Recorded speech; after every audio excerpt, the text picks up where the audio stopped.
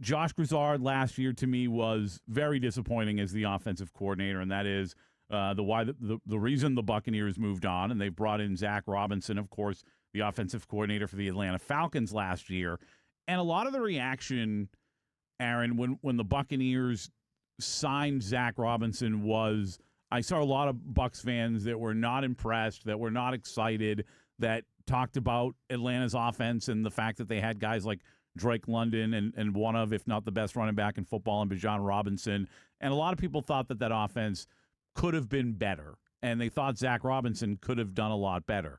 But I think they've had question marks at quarterback. We've seen what's happened there at quarterback, and it's always tough for an offense to really do as well as it can when the quarterback position isn't solidified. And I wouldn't call it solidified really at any point in the last couple of years for the Atlanta Falcons. But our friends at Pewter Report, they asked an interesting question on pewterreport.com not long ago, and I saw it, and I thought, let's discuss that, because it's something that, honestly, it hadn't crossed my mind, because my thought process is Zach Robinson needs to be better than Josh Grizzard. But what if Zach Robinson, and by the way, a lot more experience than either of these guys, what if he turns out to be better than Liam Coen? And I found that when I read it, I was like, it's a very interesting question. It isn't one that I've thought about because I'm just worried about him being better than Josh Grizzard.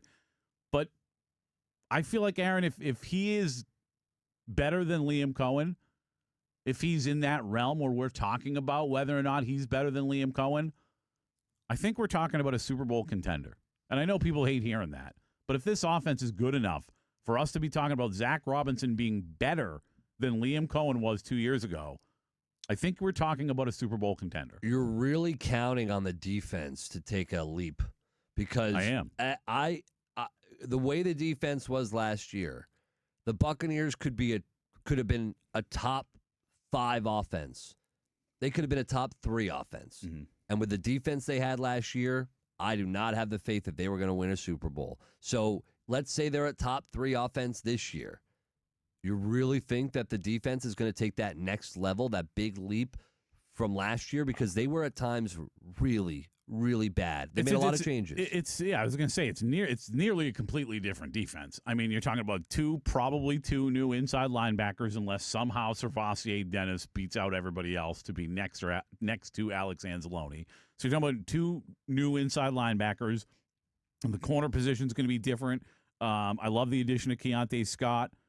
Another year for Tyke Smith, who I think was the best player on defense last year. Like I've been saying, and you know this, I've been saying for probably 2.5 years now, if this defense could be adequate, not top 10, not top 5, not great, if they could be adequate, this team's going to be tough to beat. Now, last year, even if they were adequate, I don't think they had enough offensively when it comes to what they were doing with Josh Grizzard to make it matter.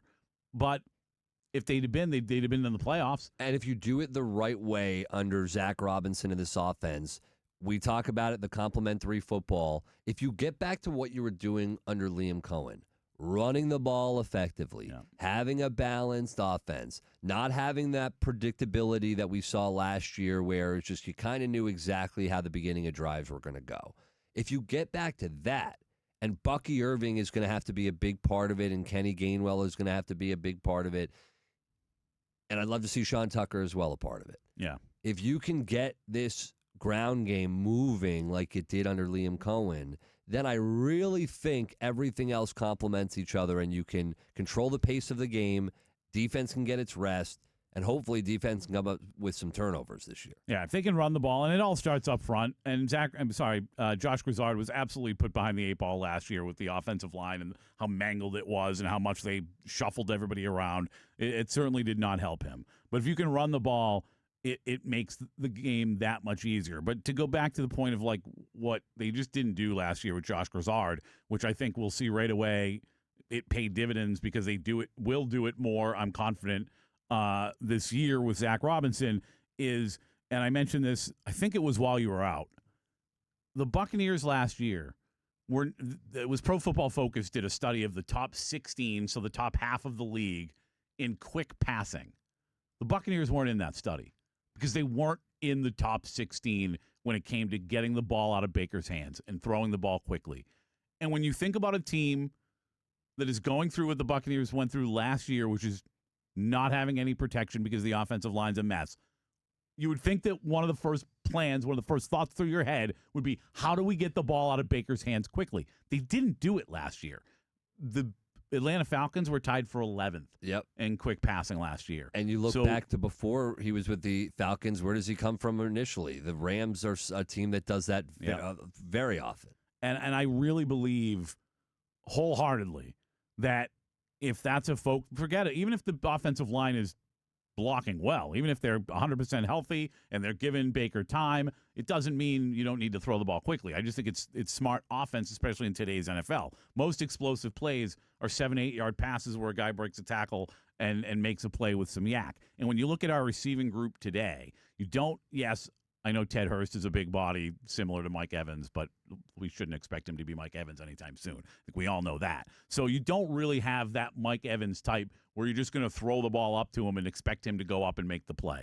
Instead, you've got a lot of guys, Emeka Egbuka, Jalen McMillan. I think all these guys can really win in space. And getting the ball to them quickly with a quick passing game, I think, is going to be so much more effective than what we saw last year with Baker holding onto the ball way too long. And Baker's also got a tendency to hold onto the ball too long. So when you call a play that gives him the opportunity to hold onto the ball too long and then he does it anyways, like you send yourself up for failure. Yeah, like you mentioned with the receivers, especially you remember when Chris Godwin, I mean, when he got that ball quickly, the success that he could have of making moves and making things happen on his own, and a guy who I expect to be able to thrive off that if he gets the opportunity for that a little more is Emeka Egbuka. I want to see that guy in space. 100%. And by the way, you know, talking about Chris Godwin, like we just started to see Chris Godwin look physically like we expect Chris Godwin to look middle to late last year.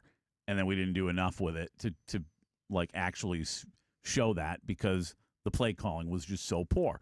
I think this year we'll see him take hopefully an even bigger step right into being the Chris Godwin that we remember, because the guy's not ancient. The guy's not 100 years old. The guy can get back to that, in my opinion. A lot of people think Chris Godwin will never be the same. Maybe he'll never have the same top-end speed that he once had, but I don't think anybody believes that speed was his biggest weapon, right? Like, he's a guy that can win on physical ability and intelligence, and that stuff's only going to get greater outside of the speed. And then the offense, it's imperative this year, and really every year because they have a new offensive coordinator, it seems like every year.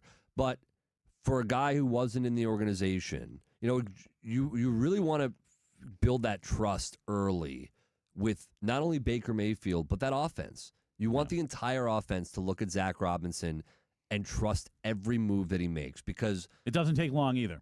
Think about when we heard about Liam Coen and how different he was. And it doesn't take long on the flip side, I'm sure, to lose that confidence. You will never hear it from the guys. They won't say it. They'll try not to have the body language display it, but you'll know as a fan when they've lost that confidence, because you as a fan have lost that confidence. I think you'll have a little bit more of a leash with a guy like Zach Robinson because he's a guy who's done it before, and I think the players know that. But remember 2 years ago, Liam Coen hadn't at this level anyways, and it was training camp. It was training camp when players, like, very openly started talking about how different things were with Liam Coen and how different the offensive plans were and his ability to game plan getting the ball to his playmakers. And you saw that entire season, and we didn't see it at all last year. I remember I met Victor Cruz, like, just at the beginning of that, and Victor told me he's a genius. Now, Victor played with him in college at UMass, and Victor Cruz told me that day he will be a head coach in this league very soon. Yeah. And it was within 10 months he was a head coach. And by the way, the conversation began with a question that we saw on pewterreport.com about could Zach Robinson, or what if Zach Robinson is better than Liam Coen?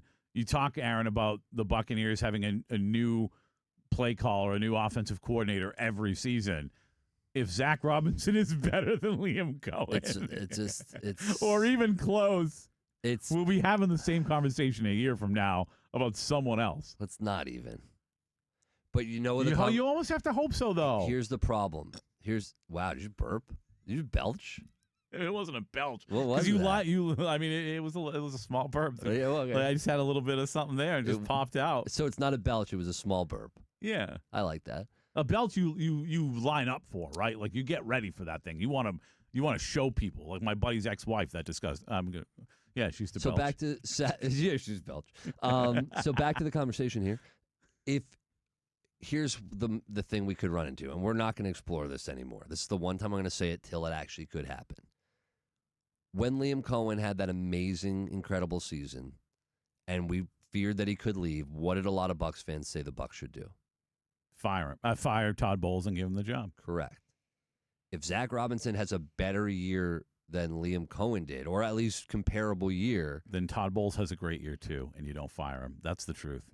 That's the truth. In hindsight, 50-50, if you could go back and knowing what we know, would you fire Todd Bowles to keep Liam Coen here?